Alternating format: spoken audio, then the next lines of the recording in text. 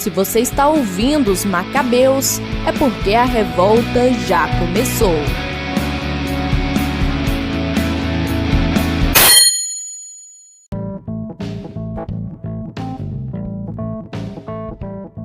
Olá, meu nome é Gabriel Jorge e diferente de Santa Teresa, tudo me perturba. Eu sou Matheus Jacinto e tudo me espanta.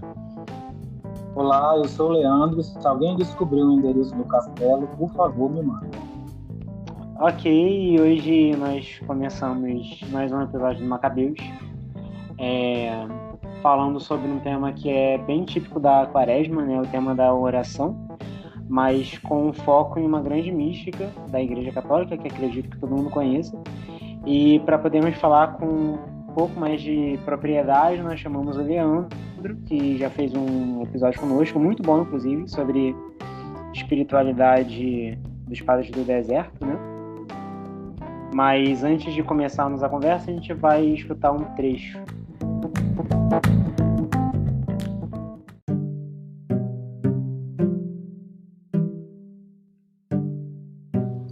Haverá um modo de ocupar-se diretamente de Deus?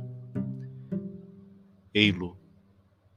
A contemplação, isto é, o esforço que o ser humano faz para fixar seu olhar em Deus, para compreender a vida divina e para dela se apoderar, torná-la sua. Esse vem a ser o ápice, o termo mais alto que define a vida no seu vértice de perfeição. Maria escolheu a melhor parte, que não lhe será tirada. É o Senhor quem defende quem tem a audácia de tender a esta contemplação, de alimentar-se de Deus e dar toda a sua capacidade de vida à sua conquista, desafiando o véu do mistério que nos separa dele. Nisso consiste a suma felicidade, porque a felicidade é a verdadeira finalidade da nossa vida, isto é, procurar a comunhão com a fonte, com a essência da vida, Deus.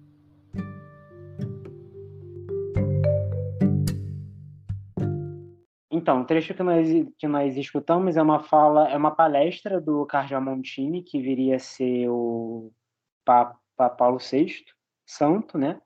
Canonizado, quer queira, quer não, né? Tem muita gente que se incomoda com esse título, mas é muito interessante porque na época o Cardeal Montini, né? Ele deu uma palestra para um conjunto de carmelitas, e a gente percebe que ele já bebia da espiritualidade de Santa Teresa e da vida de oração, da experiência dela. E se a gente perceber, né, foi São Paulo VI que deu o título de doutora da Igreja para Santa Teresa, com Santa Catarina de Sena, que foi um fato sem precedente na Igreja, porque até então apenas homens receberam esse título, né, tinham recebido esse título. Mas a gente percebe que foi um desenvolvimento orgânico, porque Santa Teresa já tinha uma devoção muito grande, principalmente na Espanha, mas inclusive de santos, né, como São Paulo VI e São Francisco de Sales, São Afonso de Ligório, eles fazem referência à doutrina de Santa Teresa em alguns dos seus livros. E aí eu jogo a pergunta para vocês, né, como é que vocês conheceram essa santa?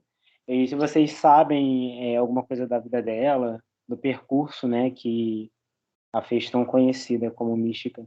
Olha, o meu contato com Santa Teresa veio como uma consequência natural do meu interesse pela espiritualidade carmelita.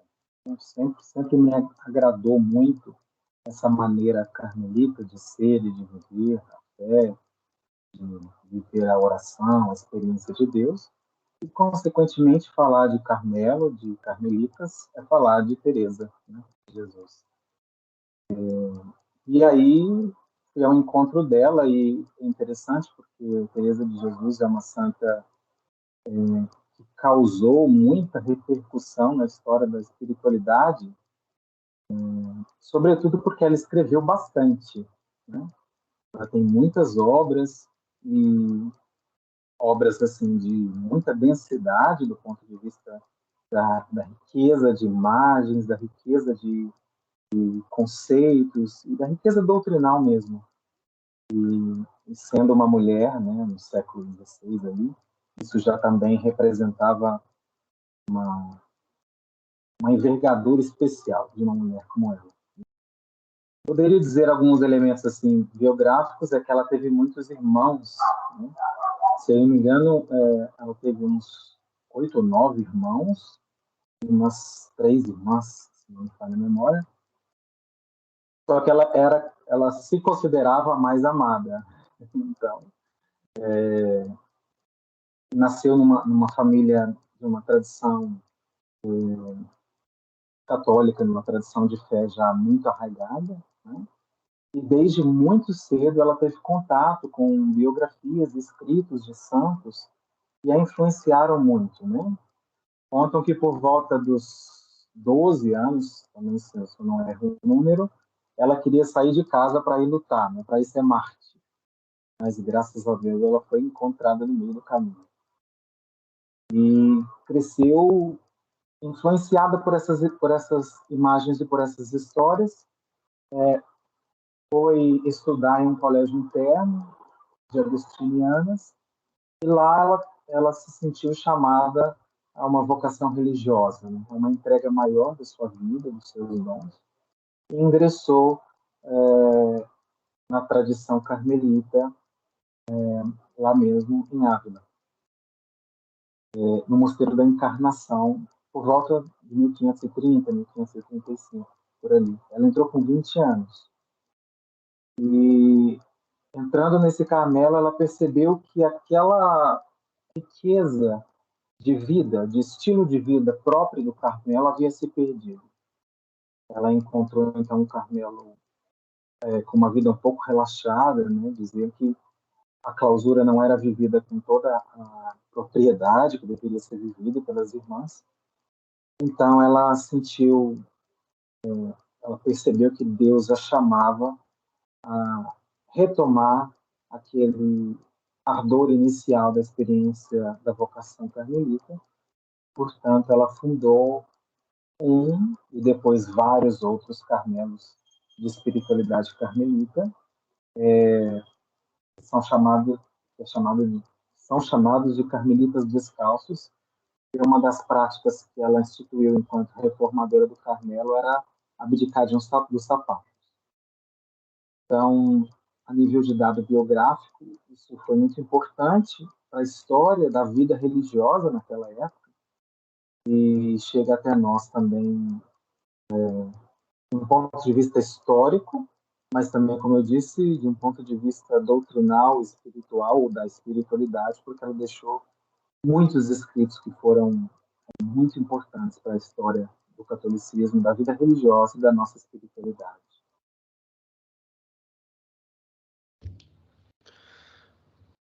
Eu acho que eu conheço Santa Teresa desde que eu me converti, assim, porque eu era próximo de um círculo muito teresiano, vamos colocar dessa forma, muito carmelita, lá para os idos de 2015, 2016, na juventude da minha paróquia, principalmente da minha madrinha, que era líder de jovens, então ela acabava influenciando na maioria das pessoas. Ela frequentava muito o Carmelo de Santa Teresa aqui no Rio, que acabou nesses últimos tempos sendo uma referência assim para o meio católico. Lá tem missa no primeiro sábado que ainda reúne muita gente. É um lugar onde as pessoas vão para ter a imposição do escapulário. Também onde eu aprendi isso, que eu nem sei se é tão verdade assim, da questão do escapulário. Ele tem que ser imposto num rito específico, ele tem que ser aquele de pano, aquele pequenininho meio que não vale, entre aspas. Mas eu acabei nunca me aprofundando na sua espiritualidade. E também nunca fui muito próximo. Eu não tive esse encanto inicial. Mas o Carmelo é realmente um ambiente diferente. É um ambiente de... Parece um céu na Terra. Eu lembro quando eu estive em Aparecida, eu visitei o Carmelo de Aparecida antes de visitar o Carmelo de Santa Teresa. E eu tive a oportunidade, eu e meus dois amigos, de ter acho que é parlatório que chama, né? Ter uma conversa particular com uma monja que era muito idosa, que estava lá desde os anos 60. E parecia que eu estava conversando com um anjo na minha frente. É um lugar onde você sente a presença de Deus de forma muito clara, né? Não é um lugar que demanda explicações. É o maior testemunho do evangelho por ações, assim, do não precisar falar para evangelizar. Não é um ambiente que te empurra a orar. Você não sente outra necessidade ali. É reconhecer Deus na sua frente.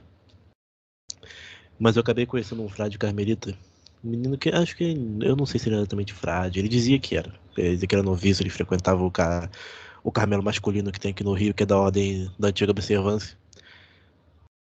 E ele botou muito terror, assim, no sentido, as pessoas leem Santa Teresa e eles não querem, eles leem direto o Castelo Interior, aí fica pensando que tá na terceira, na quarta morada, e na verdade nem entrou no castelo ainda. Então, eu não leio o Castelo Interior. Ele falou isso assim, leia primeiro os poemas, vai fazer alguma coisa, faça 1000 coisas antes de ler o Castelo Interior, que senão vai entrar na sua cabeça algo errado. É uma ideia errada das coisas. Aí eu botei isso na minha cabeça e nunca procurei. Também o interesse foi passando, que já não era tão grande, mas é uma mestra adoração. Depois eu tive contato com São João da Cruz, com que eu tive uma identificação maior, mas acabou que eu nunca me aprofundei totalmente na sua espiritualidade, né? Porque eu sei que ela é uma mestra adoração, por isso que ela se tornou doutora da igreja. E essa hora era adoração profunda, adoração contemplativa. Tem até um vídeo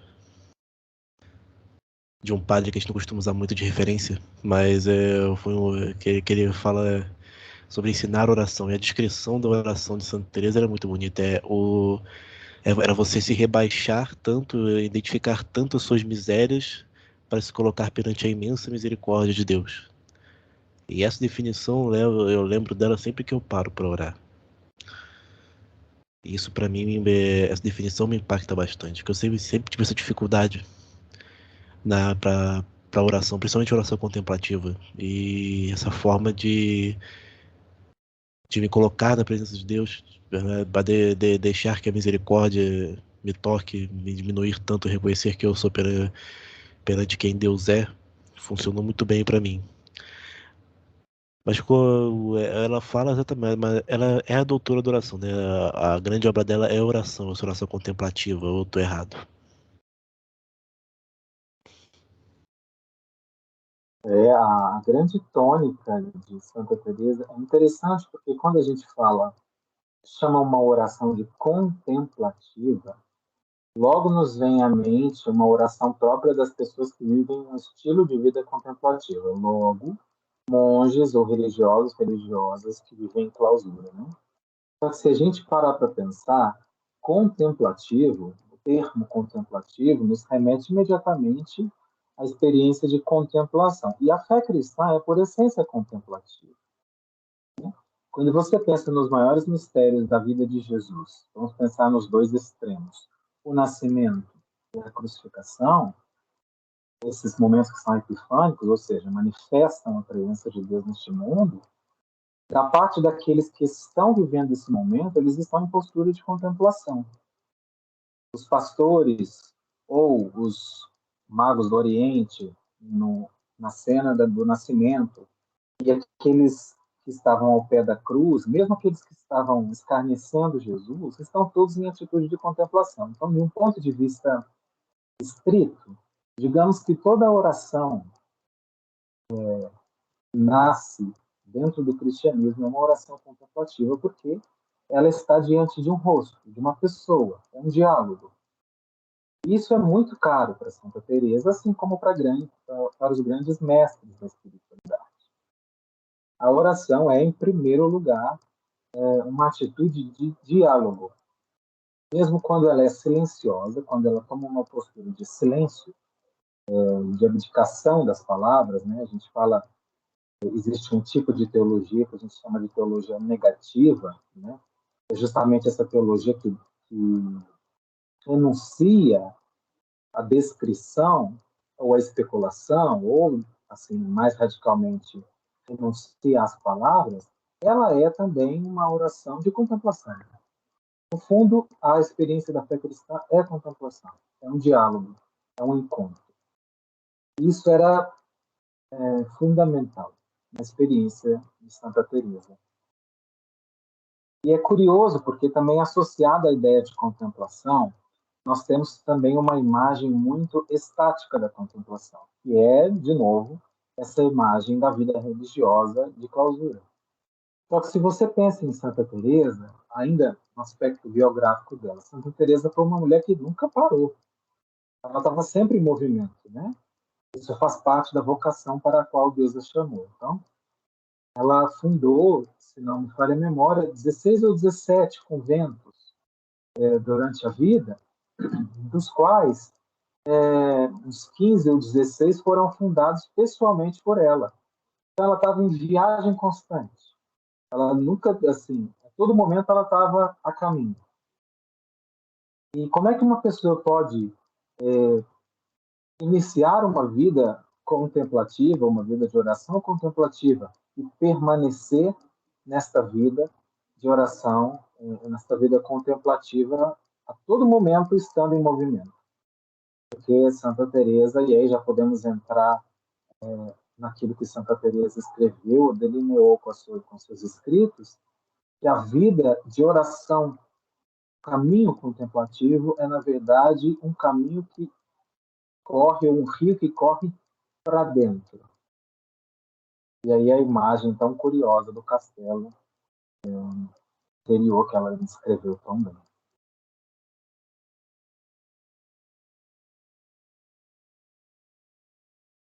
O que eu mais gostei aqui é saber por que que o nome é Carmelita Descalço. Eu nunca entendi por quê.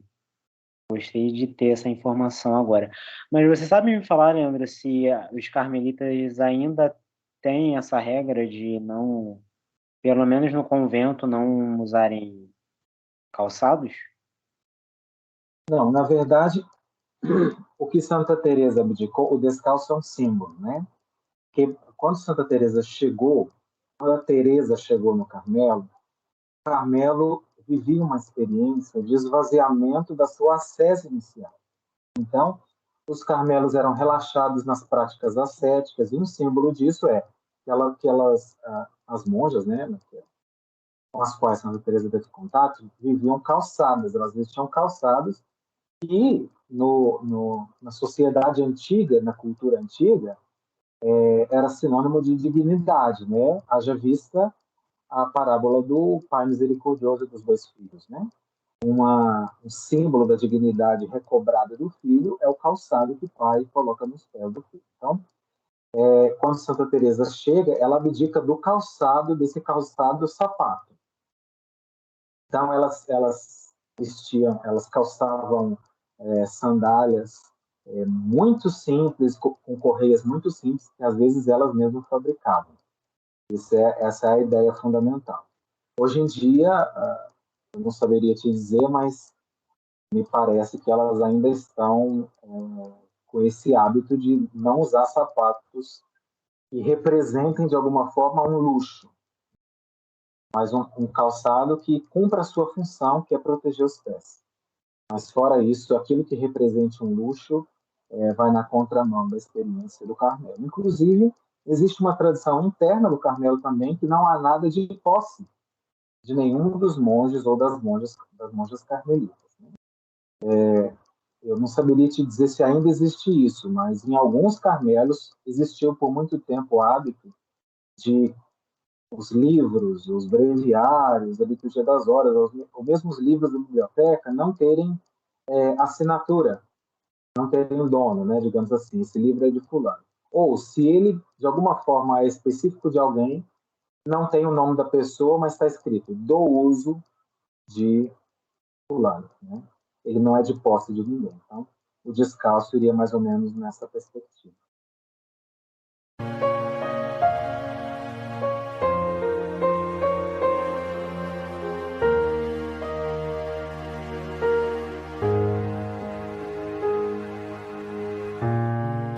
estás no centro do meu ser, tu moras em mim. Me inquietei quando te procurei fora de mim. Louca ilusão querer te encontrar nas coisas que vi. Agora estou aqui olhando para mim, sedento, mas eu nada sou, pequeno sou. Como adentrar meu coração? Um castelo sou, na porta estou, e a chave pra entrar é a oração.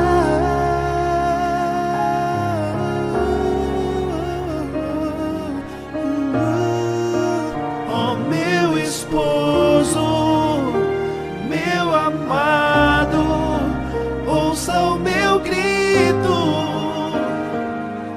pois logo estarei em teus braços, meu amado.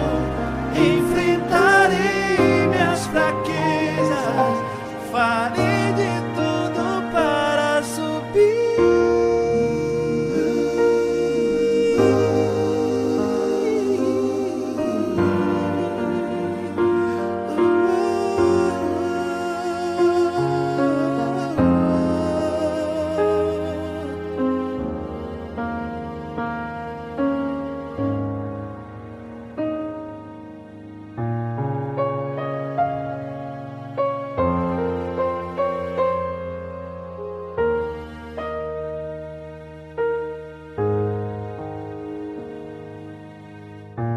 Tu estás no centro do meu ser, tu moras em mim.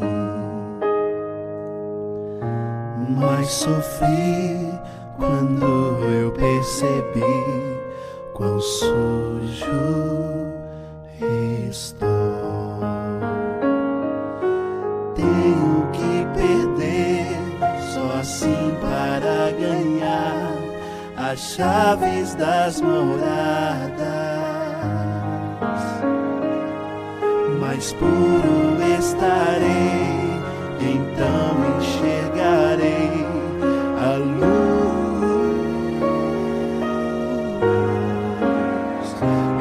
encontrar o amor e assim amar.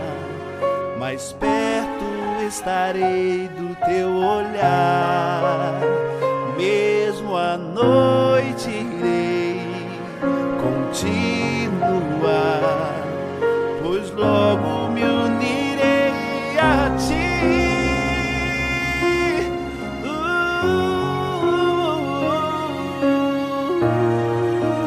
Oh, meu esposo, meu amado, ouça o meu sim.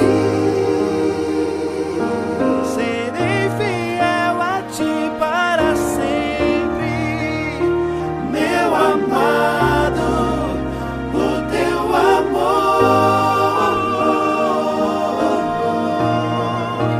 Oh, meu esposo, meu amado, ouça o meu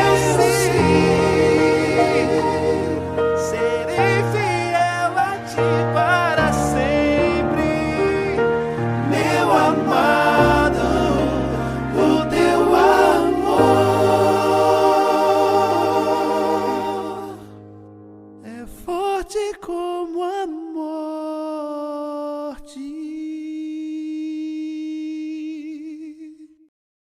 Muito bom, né? Uma experiência bem radical da pobreza evangélica, né? Da minha parte, eu conheci a Santa por por conta do interesse pelos místicos espanhóis, né? Eu tive uma experiência de Deus mesmo bem profunda, através de um conterrâneo e contemporâneo dela, que foi Santo Inácio de Loyola, né? Foi há 10 anos atrás, e foi a partir daí que eu comecei a me interessar pela igreja e comecei a me engajar na igreja de fato, porque eu comecei a estudar a espiritualidade de São Inácio, eu comecei a vivenciar a espiritualidade dele, e a partir daí se abriu para mim um mundo, né, que é o misticismo cristão. Então, obviamente, né, de São Inácio eu fui para Santa Teresa, porque é impossível não conhecer a santa quando você adentra no mundo da espiritualidade cristã, né? Mas eu tive um pouco da experiência do que o Matheus falou. Quando eu comecei a procurar um pouco dela, me falaram, e os escritos dela são muito difíceis, não adianta nem ler. E foi exatamente com o Castelo Interior que me falaram. Então, eu deixei um pouco de lado. Mas como eu comecei a participar de um grupo de oração, né? Eu depois me engajei na comunidade Shalom e tal, não cheguei ao postulantado, mas por muitos anos eu permaneci ativo ali no que chamam de obra, né? Eu fui um membro ativo dos grupos de oração, participante dos eventos e tudo. E a espiritualidade do Shalom tem muito de Santa Teresa, né? Tem muito de São Francisco, mas tem de Santa Teresa também. E aí essa avidez por conhecer a espiritualidade dela, a doutrina dela se reacendeu. E aí eu não li o Castelo Interior, não li até hoje. Continuo com essa ideia de que é muito difícil. Mas eu li o Castelo Interior não, li o Caminho de Perfeição, li o Livro da Vida, alguns poemas, e principalmente as obras de alguns teólogos acerca dela, né? E aí, aproveitando, né, que duas pessoas falaram que tem uma experiência um tanto quanto ruim com o Castelo Interior, né? Você consegue falar um pouco do Castelo Interior para a gente, Leandro? Se essa coisa toda, esse bicho de sete cabeças da mística cristã, ou se tem uma aura de dificuldade em torno dele, não é assim? Como é que seria? Olha, é uma fama que não convém, porque é um tratado muito importante da história da espiritualidade, e eu diria mais. Eu diria que o caminho de santificação exige mais do que a leitura do Castelo Interior. Portanto, alguém que quer trilhar esse caminho não deveria ter medo de ter contato com obras que exigem. Antes de falar do Castelo Interior, é importante a gente entender o seguinte: a história da espiritualidade cristã, da espiritualidade católica, ela é muito diversa, e tem, assim, ela manifesta muitas linguagens. E não há problema com relação a isso, de ter proximidade com umas e distância com outras. Mas uma coisa é fundamental, a gente entender que a espiritualidade cristã ela tem um fio condutor, e faz com que todas essas imagens, essas linguagens, essas descrições não estejam muito distantes umas das outras, que é uma doutrina que vem desde o ponto de vista bíblico, que é aquele mandato bíblico: sede perfeitos, como vosso Pai Celeste é perfeito. Portanto, essa doutrina da perfeição, ou santidade, ou imago Dei, digamos assim, né, como Santo Agostinho usava, é uma constante em grande parte, para não dizer todas, das escolas de espiritualidade, não é diferente com Santa Teresa. É preciso entender isso, que tudo aquilo que Santa Teresa escreve tem em vista isso. O ser humano foi criado segundo a imagem de Deus, né? Conforme a imagem de Deus e segundo a sua semelhança, e a vida deste ser humano, a vocação deste ser humano, é corresponder e buscar esta imagem. Dito isto, Santa Teresa deixou muitos escritos dos mais variados gêneros, né? E a gente fala que existe um tríptico né? 3 obras que são fundamentais para entender a fisionomia espiritual de Santa Teresa. O primeiro deles é o livro da Vida, que é um eco, digamos assim, das Confissões de Santo Agostinho, né? Como se fossem as Confissões de Santa Teresa. É um relato íntimo, ela faz da sua própria experiência de fé. Depois tem o Caminho de Perfeição, que foi um escrito que ela deixou para as irmãs do mosteiro, para as monjas, né? Que é um escrito de caráter doutrinal, que quer instruir essas monjas na prática da oração no estilo carmelita. E há, por fim, o Castelo Interior, né? Que é talvez a sua obra de maior envergadura doutrinal, digamos assim. É interessante notar também que Santa Teresa escreveu nos últimos 20 anos da sua vida. Então, ela escreveu já a partir de uma maturidade vocacional. Isso pressupõe que a linguagem que ela usa esteja imbuída de uma experiência considerável. O curioso é que o Castelo Interior, sendo mais expressivo, a obra mais expressiva do ponto de vista doutrinal, foi escrito não por um desejo de Santa Teresa, mas por uma exigência do seu padre, né, do padre que a acompanhava. Ele exigiu que ela escrevesse essa obra e ela assim o fez. Ela fez a contragosto, né, não sendo assim o desejo original dela. E basicamente o castelo ele representa essa busca do ser humano, esse caminho do ser humano em direção à perfeição. É interessante porque Santa Teresa encontrou-se com São João da Cruz em uma determinada altura da sua vida, e ela já era uma cinquentenária, e João da Cruz tinha por volta de 22, 25 anos, e ela o toma para si como confessor e como diretor espiritual, tal a confiança que ela depositava em São João da Cruz. É interessante que Santa Teresa faz uma prescrição muito curiosa para as monjas carmelitas, dizendo que ao escolher um diretor espiritual, as monjas carmelitas deveriam escolher um sacerdote douto a um sacerdote santo.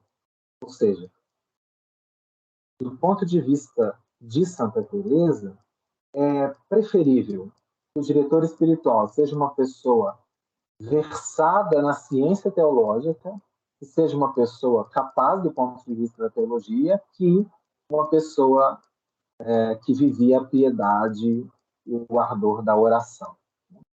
E Santa Teresa, e aí a gente vai entender isso no Castelo, percebeu com muita atenção e com muita qualidade que é preciso um discernimento na ciência da vida interior. E aí, é claro, e direto ou indiretamente, ela bebeu de Santo Inácio nesse aspecto. E o discernimento dos espíritos, essa perspectiva do discernimento é fundamental na busca da vida interior. É interessante porque os mestres espirituais também entenderam com muita perspicácia que a vida interior, a busca dessa santidade ou dessa perfeição, elas existem como um processo. E esse processo pressupõe, portanto, etapas. Por causa disso que a maioria, para não dizer todos os mestres espirituais, ao narrar o caminho de santificação, de busca da perfeição, ou de correspondência à vocação para a qual Deus nos chamou, descrevem isso por etapas. Então, nós temos os graus da humildade, nós temos as moradas de Santa Teresa, temos a subida do monte de São João da Cruz. Né? Essa é uma constante na espiritualidade católica, na espiritualidade cristã. E é interessante que se a gente colocar o escrito de São João da Cruz, vocês diziam, comentavam, né? E o escrito de Santa Teresa, eles falam sobre a mesma coisa, mas uma perspectiva ligeiramente diferente. São João da Cruz fala da subida do monte. Então, é um caminho de ascensão.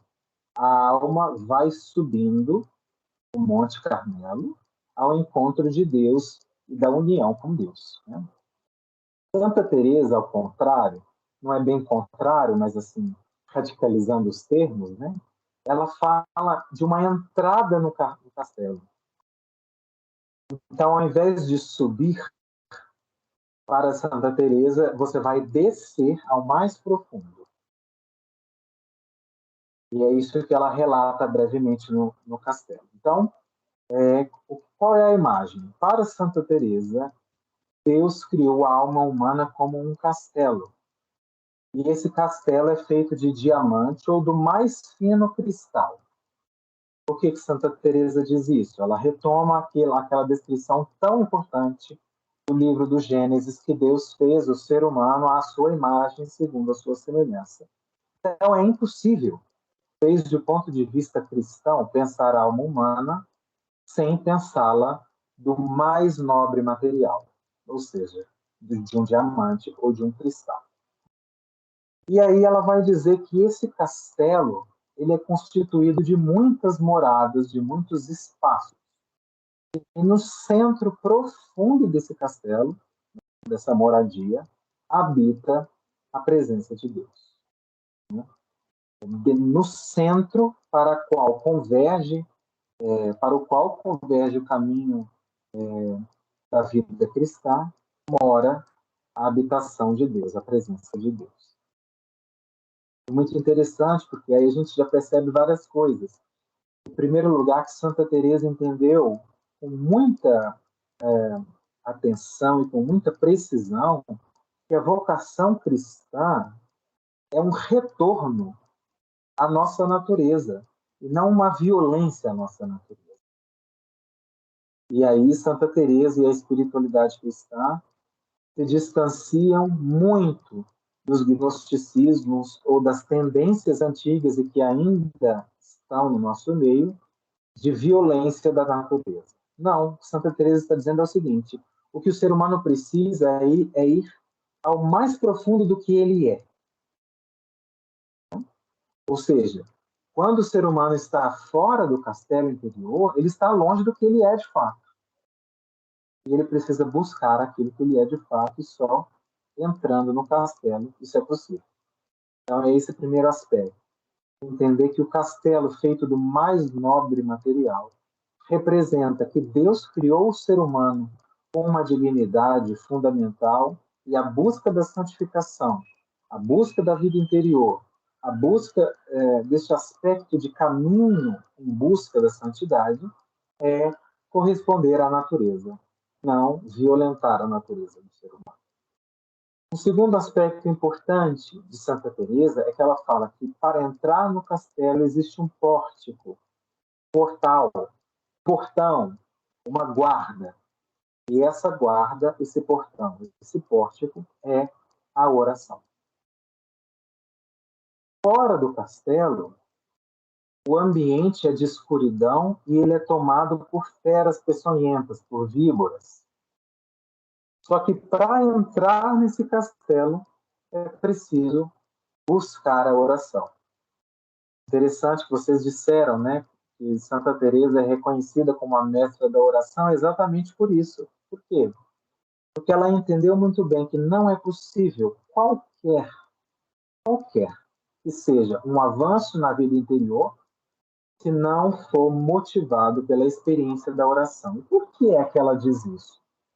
Porque Santa Teresa, assim como os grandes místicos, entenderam muito bem que qualquer avanço na perspectiva da vida interior ou da santidade só é possível a partir de Deus. É Deus quem torna esse avanço possível. Quando a gente pensa em Santo Agostinho, no seu combate com o pelagianismo, né, com os pelagianos da sua época, é justamente porque Santo Agostinho entendeu o perigo de se acreditar que nós nos tornamos seres humanos melhores do ponto de vista da vocação cristã pelo esforço. Não é o esforço que nos torna melhores desde o ponto de vista da espiritualidade cristã, mas é o abandono em Deus. Isso só é possível pelas vias da oração. Então, pensar, refletir, é muito conveniente pensar este tema no período quaresmal, porque é uma das 3 balizas da espiritualidade quaresmal, é a oração. Então, é impossível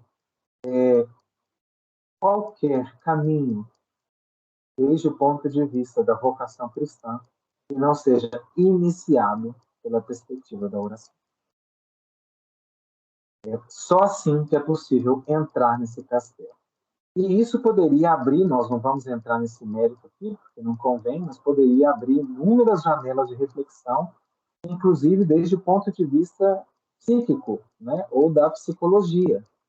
O que Santa Teresa está dizendo? Que o encontro com Deus, ou com aquilo que é mais fundamental da nossa natureza, é debruçar-se sobre si mesmo,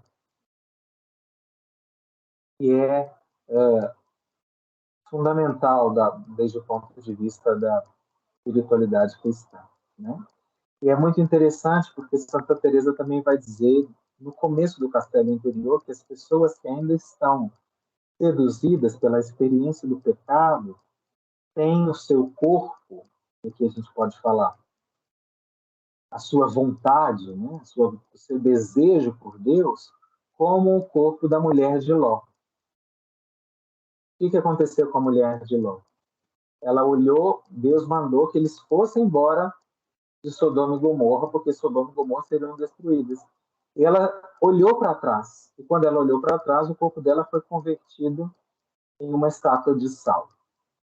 E aí Santa Teresa vai usar desta imagem para dizer: as pessoas que estão de fora do castelo, ou seja, não iniciaram um processo de conversão e de busca de Deus, não iniciaram um processo de diálogo com Deus através da oração, têm um corpo estático, como uma estátua não se move, e não apenas estático, mas eternamente sedento, porque o sal, ele representa essa sede. O sal é uma figura muito dicotômica na tradição cristã, porque por um lado ele representa o tempero que o cristão oferece ao mundo, mas em contrapartida ele representa também a sede, né? Quanto mais sal a gente consome, mais sede a gente tem. Então essa pessoa que está do lado de fora do castelo, ela vive como uma estátua de sal, inerte, estática, não consegue se mover, contrapartida eternamente sedenta. Isso para vocês verem que é apenas a introdução ao castelo. Santa Teresa já diz muito para as pessoas que viviam no tempo dela, mas também para as pessoas que vivem no nosso tempo. E, em linhas gerais, para não me estender muito, o castelo é constituído de 7 espaços, 7 moradas. E a cada uma dessas moradas, quanto mais o ser humano avança, mais coisas, mais elementos ele vai assumindo, e em contrapartida, mais elementos ele vai deixando para trás. Então, nós temos, por exemplo, na primeira morada, o ser humano toma consciência do castelo. Então, ele toma consciência daquilo que o constitui de bem e daquilo que o constitui de mal. Mas ele ainda consegue ouvir o barulho externo. Na segunda morada, ele vai começar a lutar contra estas perspectivas que o impedem de corresponder à sua vocação. E aí vem a ideia da tentação, né? E também, segundo a descrição de Santa Teresa, as investidas demoníacas, né? O grande adversário de Deus investe no ser humano para que ele não avance na vida interior, né? Na terceira morada, esse ser humano que luta contra os seus vícios é consolidado nas suas virtudes.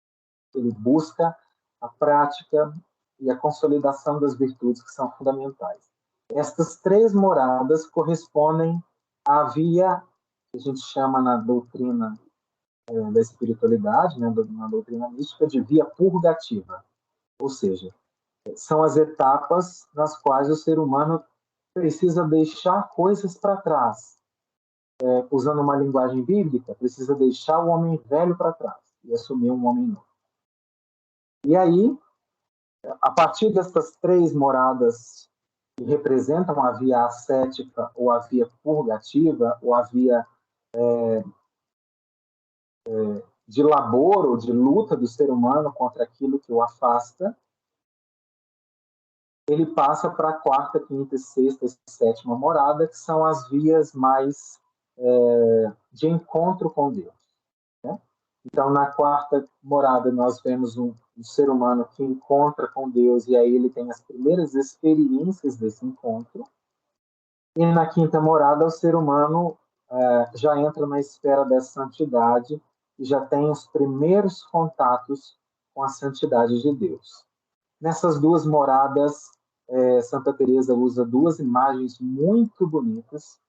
Para a 4ª morada, ela usa a imagem das 2 fontes, das quais o ser humano se nutre, vindas de Deus.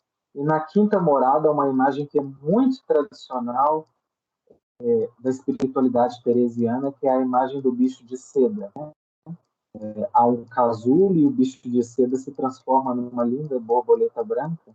Santa Teresa está dizendo que essa é a transformação que a santidade realiza no ser humano. E as 2 últimas moradas, a 6ª e a 7ª, representam a via que a gente chama de unitiva. E aí Santa Teresa usa também 2 imagens. Na 6ª morada, o ser humano começa um estado de união para com Deus, e Santa Teresa descreve isso como um noivado. E na 7ª morada, é o encontro desta alma sedenta por Deus com o próprio Deus, que é representado pela figura do matrimônio. E aí é muito interessante, porque no matrimônio cristão existe a via unitiva, e essa via unitiva gera filhos, né? E aí, na descrição de Santa Teresa, quando a alma se une a Deus na 7ª morada, ela tem uma fecundidade apostólica. É só a partir desta união que a alma consegue gerar, do ponto de vista apostólico, para a vida da Igreja, aquilo que se espera da vocação. Então, de um ponto de vista geral, este é o castelo que todos nós devemos buscar. Então, ouvinte, depois de uma aula, uma maravilha, que o Leandro acabou de nos dar sobre a vida de Santa Teresa, a espiritualidade de Santa Teresa, nós vamos dividir esse episódio em 2 partes. Porque é um assunto tão grande, é tão completo e que não pode deixar se escapar nada, que se deixarmos em uma parte só, o episódio vai ficar imenso. Então, para melhor compreensão do tema e melhor compreensão de todos, semana que vem teremos mais de Santa Teresa de Jesus e como aplicá-la na quaresma e como beber cada vez mais dessa espiritualidade. Ainda que não sejamos carmelitas, ainda que não seja nossa devoção, mas é uma doutora da Igreja que mudou a história da nossa mãe, mudou a história da nossa fé. Então não perca a semana que vem com a nossa próxima parte, com mais conhecimento e mais edificação. Até semana que vem. Você acabou de ouvir Os Macabeus, seu podcast semanal católico, fugindo do fundamentalismo e trazendo com leveza reflexões teológicas, políticas e históricas. Vem com a gente, porque a revolta já começou.